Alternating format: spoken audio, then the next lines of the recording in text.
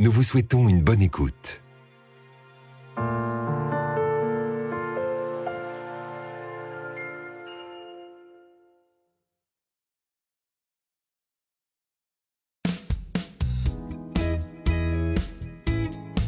Audiolib présente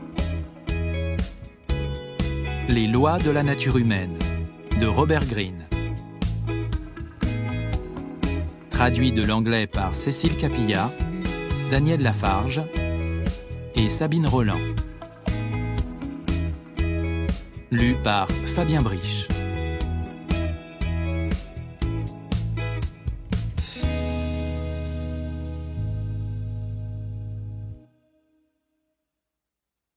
À ma mère. Introduction.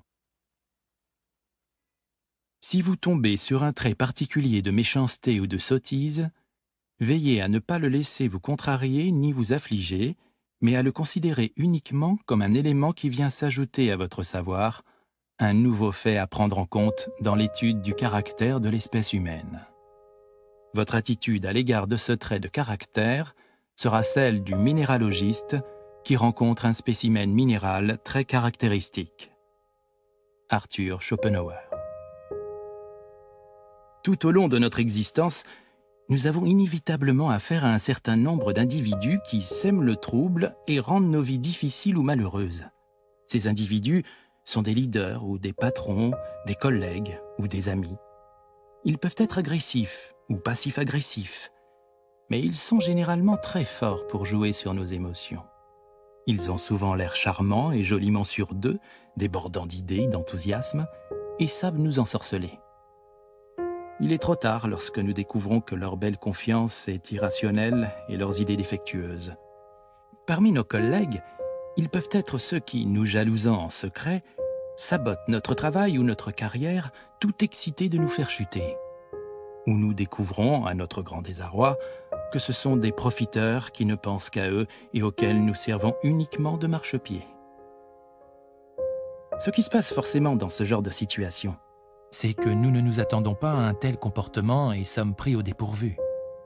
Souvent, ces individus nous assomment avec de faux prétextes brillamment élaborés pour justifier leurs actes ou trouvent des boucs émissaires bien commodes. Ils savent comment nous embrouiller et nous entraîner dans un scénario qu'ils maîtrisent à la perfection. Certes, nous pourrions protester ou nous mettre en colère, mais au fond, nous nous sentons assez démunis. Le mal est fait. Et puis, un autre individu du même genre entre dans notre vie et l'histoire se répète. Nous constatons souvent un sentiment similaire de confusion et d'impuissance par rapport à nous-mêmes et à notre propre comportement. Par exemple, nous disons brusquement quelque chose qui choque notre patron, notre collègue ou notre ami. Nous ne savons pas très bien d'où vient cette parole blessante, mais nous nous en voulons de voir qu'une colère ou une tension intérieure s'est déchargée d'une manière que nous regrettons. Ou nous nous lançons avec enthousiasme dans un projet pour nous apercevoir après coup que c'était stupide et une terrible perte de temps.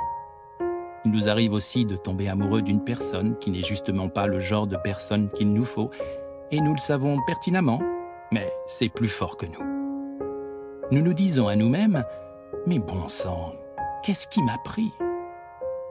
Dans ces différents types de situations, nous nous surprenons à tomber dans des schémas de comportement autodestructeurs qui semblent nous dépasser.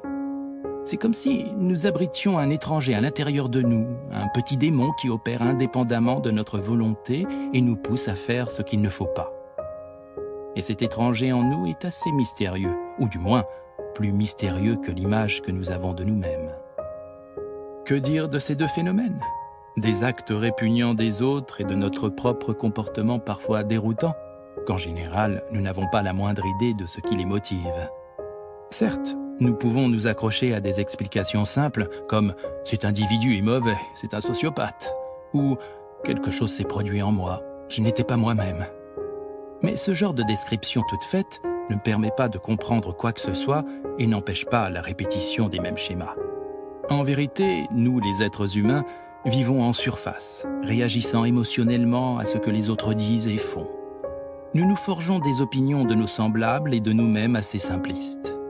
Nous nous contentons de l'histoire la plus facile et la plus confortable à nous raconter. Et si pourtant nous pouvions plonger pour aller voir plus profondément ce qui se trouve sous la surface?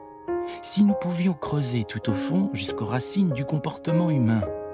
Si nous arrivions à comprendre pourquoi certaines personnes deviennent jalouses et tentent de saboter notre travail? Pourquoi la confiance intérieure mal placée de certains individus leur donne la conviction d'être irréprochables et infaillibles? Si nous pouvions vraiment saisir pourquoi les gens se comportent soudain de façon irrationnelle et révèlent une face beaucoup plus sombre de leur personnalité? Ou pourquoi ils sont toujours prêts à fournir une explication rationnelle à leur comportement? Ou pourquoi nous nous en remettons constamment à des leaders qui sollicitent les aspects les plus vils de notre nature? Oui, qu'adviendrait-il si nous pouvions regarder tout au fond des êtres et juger leur caractère pour éviter de recruter les mauvaises personnes et nous protéger des relations personnelles qui nous sapent émotionnellement? Si nous comprenions véritablement les racines du comportement humain, les personnalités les plus destructrices auraient beaucoup plus de mal à continuer d'agir comme elles le font. Nous ne serions pas aussi facilement séduits et trompés. Nous serions capables d'anticiper leurs sales tours et leurs manipulations et ne serions pas dupes de leurs faux prétextes. Nous ne nous autoriserions pas à nous laisser entraîner dans tous leurs scénarios, sachant d'avance que c'est de l'intérêt que nous leur manifestons qu'elles dépendent pour nous contrôler. Finalement, nous leur confisquerions définitivement leur pouvoir grâce à notre faculté de sonder les profondeurs de leur personnalité. Et nous, que se passerait-il si nous pouvions regarder à l'intérieur de nous-mêmes pour y voir la source de nos émotions les plus perturbantes, comprendre pourquoi elles déterminent notre comportement et vont souvent à l'encontre de nos propres désirs? Que se produirait-il si nous savions pourquoi nous sommes tellement poussés à désirer ce qu'ont les autres ou à nous identifier à un groupe au point de mépriser ceux qui n'en font pas partie? Si nous pouvions découvrir pourquoi nous nous mentons sur ce que nous sommes ou repoussons les autres sans le vouloir? Être en mesure de comprendre plus clairement cet étranger en nous nous aiderait à nous rendre compte que ce n'est pas du tout un étranger, mais bel et bien une part de nous-mêmes. Et que nous sommes bien plus mystérieux, complexes et fascinants que nous ne l'imaginions. Et avec cette nouvelle conscience, nous serions capables de rompre avec les schémas négatifs de notre vie, de cesser de nous trouver des excuses et de mieux contrôler ce que nous faisons et ce qui nous arrive. Acquérir une telle lucidité sur nous-mêmes et sur les autres pourrait changer le cours de nos vies de bien des façons. Mais débarrassons-nous d'abord d'une idée reçue selon laquelle notre comportement est largement conscient et volontaire. En effet, imaginer que nous ne contrôlons pas toujours nos actes est assez effrayant, mais c'est la réalité. Nous sommes à la merci de forces qui, au plus profond de nous-mêmes, déterminent notre comportement et agissent à notre insu. Nous voyons les résultats, nos pensées, nos humeurs et nos actes, mais n'avons pas vraiment accès consciemment à ce qui motive nos émotions et nous oblige à adopter tel ou tel comportement. Considérons notre colère, par exemple. En général, nous identifions un individu ou un groupe comme la cause de cette émotion. Mais si nous étions honnêtes avec nous-mêmes et creusions plus loin, nous verrions que ce qui déclenche souvent notre colère, notre mécontentement ou notre frustration a des racines plus profondes. L'émotion peut être liée à un événement que nous avons vécu dans l'enfance ou à un ensemble de circonstances particulières. À y regarder de plus près, nous pouvons identifier certains scénarios bien précis. Quand il se passe ceci ou cela, nous nous mettons en colère. Mais au moment où nous éprouvons de la colère, nous ne sommes ni réfléchis ni rationnels. Nous sommes dans l'émotion et cherchons le ou les coupables. Cela vaut pour tout un tas d'émotions. Certains types d'événements déclenchent soudain un sentiment de confiance ou au contraire d'insécurité, suscitent de l'anxiété, éveillent une attirance pour une personne donnée ou provoquent une soif d'attention. Appelons toutes ces forces, parfois contradictoires, qui nous agitent en profondeur, la nature humaine. La nature humaine trouve son origine dans le câblage spécifique de notre cerveau, la configuration de notre système nerveux et notre mode de traitement des émotions. Toutes ces caractéristiques qui ont émergé se sont développées au cours de quelques 5 millions d'années d'évolution de notre espèce. Nous pouvons attribuer nombre de spécificités de notre nature à la manière particulière dont l'homme a évolué en tant qu'animal social pour assurer sa survie, apprenant à coopérer avec ses semblables, coordonnant ses actions avec le groupe à un niveau supérieur, créant de nouvelles formes de communication et des moyens de maintenir une discipline collective.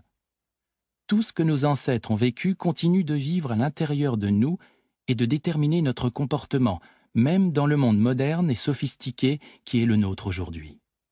Prenez l'exemple de l'évolution de l'émotion humaine. La survie de nos ancêtres les plus lointains dépendait de leur capacité à communiquer entre eux bien avant l'invention du langage. Ils ont développé des émotions nouvelles et complexes, la joie, la honte, la gratitude, la jalousie, le ressentiment, etc. Les signes de ces émotions se lisaient immédiatement sur leur visage, ce qui leur permettait de transmettre rapidement et efficacement leurs humeurs. Ils sont devenus extrêmement perméables aux émotions de leurs semblables dans le but de souder le groupe avec plus de force encore, ressentir ensemble la même joie ou le même chagrin, ou de rester unis face au danger. Encore aujourd'hui, nous demeurons extrêmement sensibles aux humeurs et aux émotions de notre entourage, ce qui nous pousse à adopter toutes sortes de comportements, imiter inconsciemment les autres, vouloir ce qu'ils ont, nous laisser contaminer par leur colère ou leur indignation. Nous pensons agir de notre plein gré sans réaliser combien notre perméabilité aux émotions des autres membres du groupe ou de la collectivité influence nos actes et nos réactions. Il existe d'autres forces de ce type issues de notre passé lointain et qui façonnent de façon similaire notre comportement quotidien. Par exemple, notre besoin constant de nous comparer aux autres et d'évaluer notre valeur personnelle à l'aune de notre statut, une caractéristique présente dans toutes les cultures de chasseurs-cueilleurs et même chez les chimpanzés. Autre exemple, notre instinct grégaire qui nous amène à établir deux clans séparés, ceux qui sont des nôtres et ceux qui n'en sont pas. Ajoutons-y notre besoin de porter des masques pour dissimuler les comportements désapprouvés par la tribu, tous nos désirs inavouables sont alors réprimés et contribuent à former notre part d'ombre, la face cachée de notre personnalité. Nos ancêtres avaient parfaitement compris cette part d'ombre et le danger qu'elle représentait, la croyant issue d'esprits et de démons qu'il fallait exorciser. Nous nous fions à un mythe différent. Quelque chose de plus fort que moi s'est emparé de moi. Une fois que ces tendances primitives à l'intérieur de nous franchissent le seuil de la conscience, nous devons y réagir. Nous le faisons selon la nature de notre personnalité et le contexte, les justifiant le plus souvent de façon superficielle, sans réellement les comprendre. En raison de la spécificité de notre évolution au cours des millénaires, il existe un nombre limité de forces propres à la nature humaine et elles entraînent les comportements mentionnés plus haut, jalousie, prétention, irrationalité, étroitesse de vue, conformisme, agressivité et comportement passif-agressif, pour n'en citer que quelques-uns.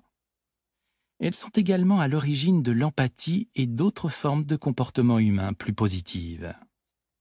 Pendant des milliers d'années, nos tentatives de compréhension de nous-mêmes et de notre propre nature ont largement ressemblé à des tâtonnements dans l'obscurité. Nous avons été victimes de tant d'illusions sur l'animal humain, imaginant que nous descendions, comme par magie, d'une source divine, des anges et non des primates. Nous avons trouvé les signes de notre nature primitive et de nos racines animales profondément perturbants. C'est pourquoi nous les avons niés ou réprimés. Nous avons dissimulé nos instincts les plus méprisables sous toutes sortes de fausses excuses et de rationalisations, et c'est ainsi que certains d'entre nous se sont autorisés les comportements les plus détestables. Mais aujourd'hui, nous sommes arrivés au point où nous sommes capables de surmonter notre résistance à nous avouer qui nous sommes vraiment grâce à l'ensemble du savoir que nous avons accumulé sur la nature humaine. Nous pouvons exploiter l'abondante littérature psychologique amassée au cours du siècle dernier, y compris des études détaillées sur l'enfance et l'impact de nos premières années. Melanie Klein, John Bowlby, Donald Winnicott, ainsi que des travaux sur les racines du narcissisme, Heinz Scott, les aspects cachés de notre personnalité, ce que Carl Gustav Jung appelle l'ombre, les racines de notre empathie, Simon Baron Cohen, et la configuration de nos émotions, Paul Ekman. Nous pouvons désormais tirer profit des nombreuses avancées scientifiques pour mieux nous comprendre, des études sur le cerveau, Antonio Damasio, Joseph Iledoux, sur notre constitution biologique unique, Edward O. Wilson, sur les relations entre le corps et l'esprit, V.S. Ramachandran, sur les primates, Franz de Waal, et les chasseurs-cueilleurs, Jared Diamond, sur notre comportement économique, Daniel Kahneman, et sur les dynamiques de groupe, Wilfried Bion, Elliot Aronson. Nous pouvons y inclure aussi les travaux de certains philosophes, Arthur Schopenhauer, Friedrich Nietzsche, José Ortega y Gasset, qui ont mis en lumière tant d'aspects de la nature humaine, ainsi que les visions pénétrantes de nombreux romanciers, George Eliot, Henry James, Ralph Ellison, particulièrement sensibles aux aspects invisibles de nos comportements. Sans oublier la croissance exponentielle des ressources biographiques auxquelles nous avons désormais accès, qui révèlent toujours davantage les tréfonds de la nature humaine. Le présent livre tente de rassembler cet immense entrepôt de connaissances et d'idées issues de différents domaines, voire la bibliographie pour les sources clés, de continuer un guide précis et instructif de la nature humaine fondé sur des épreuves et non sur des points de vue ou des jugements moraux particuliers. Il s'agit d'un tableau réaliste et sans concession de notre espèce qui analyse en détail qui nous sommes pour nous permettre de fonctionner avec une conscience accrue. Considérez les lois de la nature humaine comme un manuel de décodage du comportement humain, ordinaire, étrange, destructeur, etc., dans toute sa diversité. Chacun des chapitres traite d'un aspect spécifique ou d'une loi particulière de la nature humaine. Nous pouvons parler de loi dans le sens où, sous l'influence de ces forces élémentaires, les humains ont des réactions assez prévisibles. Chaque chapitre comprend l'histoire d'un ou de plusieurs individus célèbres qui illustrent la loi, négativement ou positivement, ainsi que des idées et des stratégies pour mieux fonctionner avec soi-même et avec les autres sous l'influence de cette loi. À la fin de chaque chapitre, vous trouverez des pistes pour transformer cette force humaine fondamentale en quelque chose de plus positif et de plus productif, histoire que vous ne soyez plus esclave de votre nature humaine, mais capable de la transformer activement. Vous pensez peut-être que ce savoir est un peu obsolète. Vous vous dites qu'après tout, nous sommes aujourd'hui des êtres hautement évolués et avancés sur le plan technologique, que nous fourmillons d'idées progressistes et éclairées, que nous avons largement dépassé nos racines primitives et sommes en train de réécrire notre nature. Mais c'est exactement l'inverse, en vérité. Nous n'avons jamais été autant sous l'emprise de la nature humaine et de son potentiel destructeur que maintenant. Et en ignorant ce fait, nous jouons avec le feu. Regardez comme la perméabilité de nos émotions n'a fait que s'accroître à travers les réseaux sociaux où nous subissons constamment un phénomène de contamination, la viralité, et où les leaders les plus manipulateurs sont capables de nous exploiter et de nous contrôler.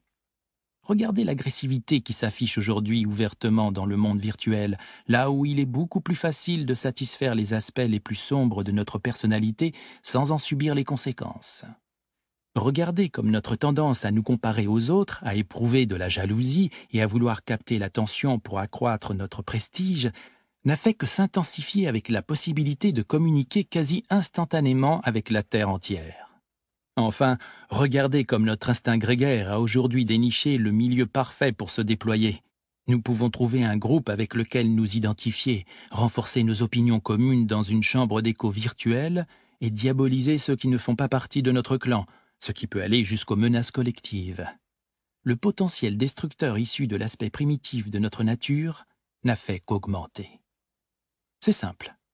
La nature humaine est plus forte que n'importe quel individu, que n'importe quelle institution, que n'importe quelle invention technologique. Elle finit par façonner ce que nous créons pour s'y refléter elle-même et refléter ses racines primitives. Elle nous fait bouger comme des pions sur son échiquier. Ignorez les lois à vos risques et périls. Refuser d'accepter la nature humaine signifie simplement que vous vous condamnez à répéter des schémas que vous ne contrôlerez jamais, et à éprouver des sentiments de confusion, de désarroi et d'impuissance. D'impuissance. D'impuissance. Les lois de la nature humaine est un livre qui va vous plonger dans tous les aspects du comportement humain et vous dévoiler leurs causes profondes. Si vous vous laissez guider, il va transformer radicalement votre perception des autres et vos relations avec eux. Il va aussi bouleverser votre image de vous-même. Comment? Sous 7 éclairages différents. Premièrement, Les lois vont faire de vous un observateur plus calme et plus avisé du genre humain, vous aidant à vous libérer de tous les excès émotionnels qui vous épuisent inutilement. Être avec les autres réveille nos anxiétés et nos insécurités intérieures, car nous nous inquiétons de savoir comment ils nous perçoivent. Dès que nous sommes en proie à ce genre d'émotions, il devient très difficile d'observer les personnes qui nous entourent. En effet, nous sommes centrés uniquement sur ce que nous ressentons et évaluons ce que les autres disent et font par rapport à notre petite personne. Est-ce qu'ils m'apprécient ou pas? Les lois vont vous aider à éviter de tomber dans ce piège en vous expliquant que les autres sont généralement confrontés à des émotions et à des problématiques aux racines profondes. Ils vivent des désirs et des déceptions qui vous précèdent de plusieurs années, voire plusieurs décennies. Vous croisez leur chemin à un moment particulier et devenez la cible toute trouvée de leur colère ou de leur frustration. Ils projettent sur vous certaines qualités, celles qu'ils veulent voir en vous. Dans la plupart des cas, ils ne sont pas en relation avec l'individu que vous êtes réellement. Cela ne devrait pas vous perturber, mais au contraire, vous libérer. Ce livre va vous apprendre à cesser de prendre pour vous leurs commentaires lourds de sous-entendus, leurs démonstrations de froideur ou leurs moments d'agacement. Mieux vous saisirez cela, moins vous aurez de mal à réagir, non pas avec vos émotions, mais avec votre désir de comprendre l'origine probable de leur comportement. Et vous vous sentirez beaucoup plus calme. Progressivement, vous serez moins tenté de porter des jugements moralisateurs sur eux et au contraire, vous les accepterez avec leurs défauts qui font partie de la nature humaine. Les gens vous apprécieront d'autant plus s'ils sentent en vous cette attitude tolérante.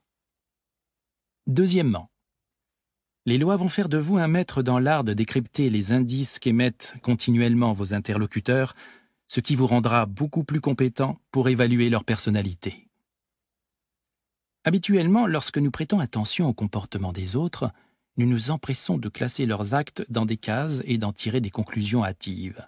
En réalité, nous nous en tenons au jugement qui colle le mieux à nos préjugés. Ou nous acceptons leur explication complaisante. Les lois vont vous débarrasser de cette habitude en vous montrant combien il est facile de voir les autres autrement qu'ils ne sont et à quel point les premières impressions peuvent être trompeuses. Vous allez prendre votre temps, vous méfier de votre jugement initial et vous entraîner à analyser ce que vous voyez. Vous allez penser en termes de contraire. Quand votre interlocuteur affiche ouvertement tel ou tel trait de caractère, par exemple une grande confiance en lui ou une hypermasculinité, c'est le plus souvent pour masquer la réalité contraire. Vous allez vous rendre compte que les autres jouent sans cesse un rôle, faisant semblant d'être ouverts aux idées neuves ou profondément bienveillants, alors que c'est pour mieux dissimuler leur part d'ombre. Vous allez voir les signes de cette face cachée transpirer au quotidien. Si quelqu'un de votre entourage agit d'une manière qui ne lui ressemble pas, dites-vous que ce qui vous semble contraire à ce qu'il est traduit en réalité davantage sa vraie nature. Si une personne est fondamentalement paresseuse ou totalement déraisonnable, elle laisse des indices révélateurs de son caractère dans d'infimes détails que vous pouvez relever bien avant que son comportement ne vous nuise. La faculté d'estimer la vraie valeur de quelqu'un, son degré de loyauté et de sérieux, est une compétence fondamentale à posséder pour vous éviter les mauvais candidats à l'embauche, les partenariats dangereux et les relations susceptibles de vous pourrir la vie. Troisièmement, les lois vont vous donner les moyens d'affronter et d'être plus malins que les individus toxiques qui croisent inévitablement votre route et tendent à provoquer des dégâts émotionnels à long terme. En général, les individus agressifs, envieux et manipulateurs n'annoncent pas la couleur. Ils ont appris à paraître charmants au cours des premières rencontres, à employer les flatteries et d'autres moyens de nous toucher. Lorsqu'ils nous surprennent avec leur comportement infect, nous nous sentons trahis, en colère et impuissants. Ils exercent sur nous une pression constante, bien conscients d'envahir notre esprit par leur présence, et du coup, il nous est encore plus difficile d'avoir les idées claires et d'élaborer des stratégies. Les lois vont vous apprendre à identifier ces individus avant qu'ils n'aient prise sur vous, votre meilleure défense contre eux. Soit vous allez les éviter, soit vous allez anticiper leurs petits jeux. Ainsi, vous ne serez pas pris au dépourvu et serez plus à même de conserver votre équilibre émotionnel. Vous allez apprendre à les remettre mentalement à leur place et à vous focaliser sur les faiblesses et les insécurités flagrantes qui se cachent derrière toute leur fanfaronnade. Vous ne vous laisserez pas prendre par tout ce qu'ils racontent, ce qui va neutraliser les manœuvres d'intimidation dont ils dépendent. Vous allez vous moquer de leurs faux prétextes et élaborer des explications à leur comportement égoïste. Votre capacité à garder votre sang-froid va les rendre furieux, et souvent les pousser à forcer le trait ou à commettre une erreur. Plutôt que d'être déprimé par ces rencontres, vous pourriez même finir par les apprécier, y voyant l'occasion rêvée de parfaire votre maîtrise de vous-même et de vous endurcir. Savoir que vous pouvez être plus malin que même un seul de ces individus va vous donner une bonne dose de confiance et vous montrer que vous êtes capable de gérer le pire de la nature humaine. Quatrièmement, les lois vont vous enseigner les bons leviers pour motiver et influencer les autres, ce qui vous aidera à cheminer plus facilement dans la vie. En temps normal, lorsque nous rencontrons une résistance à nos idées ou nos projets, nous essayons de faire changer d'avis nos interlocuteurs en argumentant, en sortant nos grands discours ou en cherchant à les amadouer, ce qui ne fait que renforcer leur comportement défensif. Les lois vont vous apprendre que les gens sont naturellement têtus et difficiles à influencer. Vous devez donc commencer par leur faire baisser la garde et éviter de nourrir sans le vouloir leurs tendances défensives. Vous allez vous entraîner à repérer leurs insécurités intérieures et à ne jamais les réveiller par mégarde. Vous allez penser à leur intérêt personnel, à eux, et à leur besoin de vous voir valider la haute opinion qu'ils ont d'eux-mêmes. En comprenant la perméabilité des émotions, vous allez découvrir que le moyen d'influence le plus efficace consiste à changer vos états émotionnels et vos attitudes. Les gens réagissent beaucoup plus à votre énergie et à votre comportement qu'à vos mots. Vous allez donc vous débarrasser de votre attitude défensive. Détendu et sincèrement intéressé par ce que vous dit votre interlocuteur, vous allez produire sur lui un effet positif et hypnotique. Vous allez apprendre que le meilleur moyen d'inciter les autres à vous suivre est de donner le ton, et un ton juste, par votre attitude, votre empathie et votre éthique professionnelle. Cinquièmement, les lois vont vous permettre de réaliser à quel point les forces de la nature humaine agissent en vous, vous donnant le pouvoir de transformer vos propres tendances négatives. Lorsque nous entendons parler des aspects les moins glorieux de la nature humaine, notre réflexe est de nous exclure de ce tableau. C'est toujours l'autre qui est narcissique, irrationnel, envieux, prétentieux, agressif ou passif-agressif. Nous nous voyons presque toujours avec les meilleures intentions du monde. Si nous nous égarons, c'est la faute des circonstances ou des personnes qui nous obligent à réagir négativement. Les lois vont faire cesser définitivement tout ce processus d'auto-illusion. Nous sommes tous faits du même bois et partageons tous les mêmes tendances. Plus vite vous en prendrez conscience, mieux vous serez armé pour surmonter les traits de caractère négatifs qui sont les vôtres. Vous allez examiner vos propres motivations, découvrir votre propre part d'ombre et devenir conscient de vos propres tendances passives-agressives. Et cela va vous permettre de les repérer beaucoup plus facilement chez les autres. Vous allez aussi devenir plus humble en prenant conscience du fait que vous n'êtes pas supérieur aux autres comme vous l'aviez imaginé. Cette lucidité sur vous-même n'éveillera pas en vous un sentiment d'abattement ou de culpabilité pour autant, bien au contraire. Vous allez vous accepter comme un individu complet, accueillir le bon et le moins bon en vous et laisser tomber la fausse image que vous aviez de vous-même. Non, vous n'êtes pas un saint et vous ne l'avez jamais été. Vous allez vous sentir soulagé, car débarrassé de vos hypocrisies et libre d'être davantage vous-même. Et les autres seront attirés par cette nouvelle qualité en vous. Sixièmement, les lois vont faire de vous quelqu'un de plus empathique, capable de créer des liens plus profonds et plus satisfaisants avec son entourage. Nous, êtres humains, sommes nés avec un potentiel fabuleux pour comprendre nos semblables à un niveau qui n'est pas purement intellectuel. C'est une force développée par nos ancêtres les plus lointains qui ont appris à deviner les humeurs et les sentiments de leurs congénères en se mettant à leur place. Les lois vont vous montrer comment réveiller au maximum cette force qui sommeille en vous. Vous allez apprendre à faire cesser votre monologue intérieur continuel et à écouter plus attentivement. Vous allez vous exercer à voir les choses comme les autres les voient, à adopter au maximum leur point de vue. Vous allez utiliser votre imagination et vos expériences pour vous aider à éprouver ce qu'ils peuvent éprouver. Si quelqu'un vous décrit un moment pénible, vous allez vous appuyer sur les moments pénibles que vous avez vécus. Vous n'allez pas simplement faire preuve d'intuition, mais analyser les informations recueillies avec cette même empathie, ce qui va vous rendre plus perspicace. Vous allez opérer des allers-retours continuels entre l'empathie et l'analyse pour actualiser vos observations et améliorer votre faculté de voir le monde à travers les yeux de votre interlocuteur. Vous allez ressentir une sensation physique de connexion entre vous et l'autre émerger de cette pratique. Dans ce processus, il vous faudra faire preuve d'une certaine humilité. Vous ne pouvez jamais savoir exactement ce que les autres pensent et risquez de faire facilement des erreurs. Par conséquent, ne vous hâtez pas de juger, mais restez ouvert à l'idée de continuer d'apprendre. Les gens sont plus complexes que vous ne l'imaginez. Votre objectif est simplement de mieux comprendre leur point de vue. C'est un entraînement et comme tous les muscles, votre muscle de l'empathie se renforcera à mesure que vous le solliciterez. Cultiver l'empathie offre de multiples avantages. Nous sommes tous égocentriques, enfermés dans notre monde à nous. C'est une expérience thérapeutique et libératrice que de sortir de nous-mêmes pour entrer dans le monde de quelqu'un d'autre. C'est ce qui nous attire vers le cinéma et plus globalement vers toute forme de fiction. Pénétrer dans le psychisme et la vision de personnes totalement différentes de nous. Cette pratique va changer tout votre mode de pensée. En fait, vous allez vous exercer à vous débarrasser de vos préjugés, à vivre l'instant présent et à adapter continuellement vos idées à propos des autres.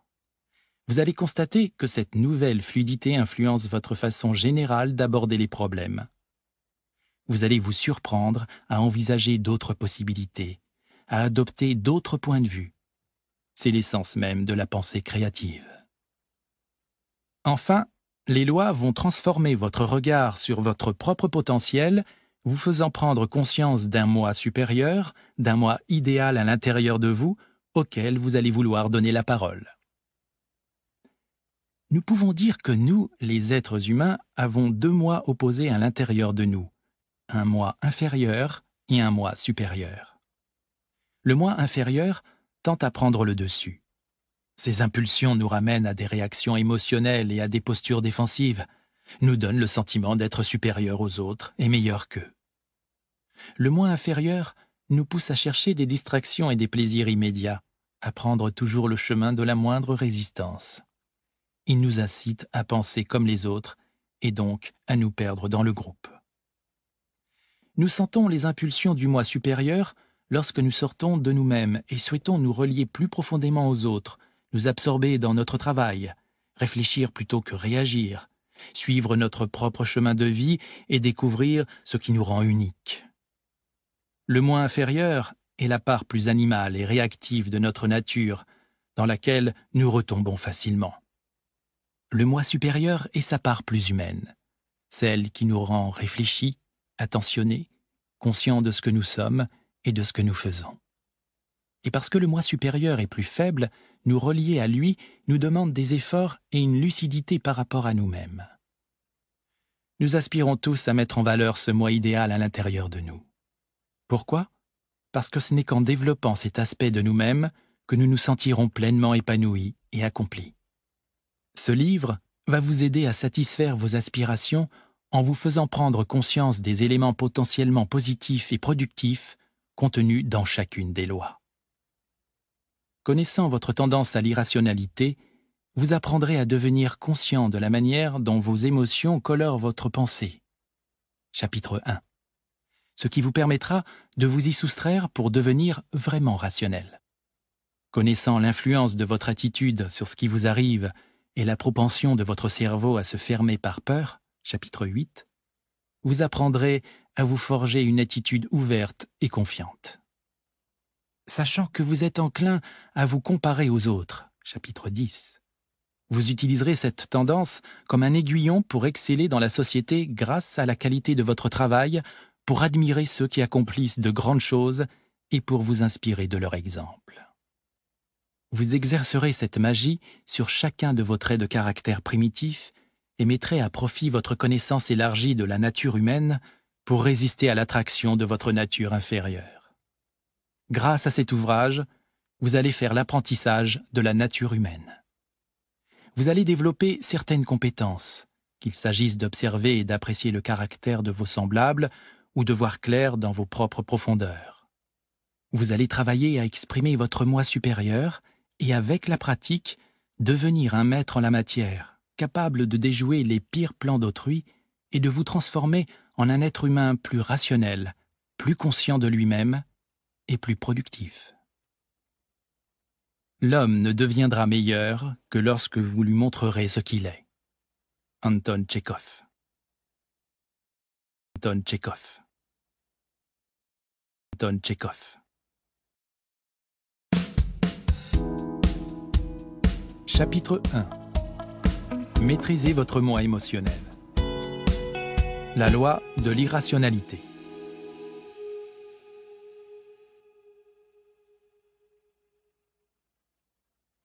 Vous vous plaisez à vous imaginer tenir les rênes de votre destin, planifiant soigneusement et du mieux possible le cours de votre vie.